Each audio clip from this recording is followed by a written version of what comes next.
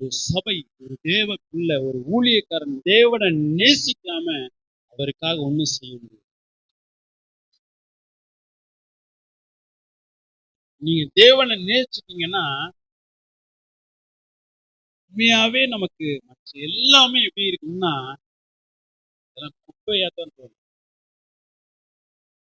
நீங்க சபை எதுக்கோ கதறுதுங்க. ஆண்டவரே இந்த நன்மையை கொடுங்க, அந்த நன்மையை கொடுங்க, இதை கொடுங்க, அதை கொடுங்க. நம்ம பிரச்சனைகளையே யோசிச்சு அதையே ஜெபமா மாத்தி போராடி இருக்கிறது. ஆனா பிதாவாகிய தேவன் தன் குமாரனை கொடுத்தது, ஆவியானவரை கொடுத்தது, அன்பை நீ அன்பை அனுபவிக்கணும். எந்த ஒரு தேவ பிள்ளையும் தேவ அன்புக்காக நீங்க அழுங்க. ஆகாரத்துக்காக, சாப்பாட்டுக்காக, பணத்துக்காக நீங்க அழுகாதீங்க.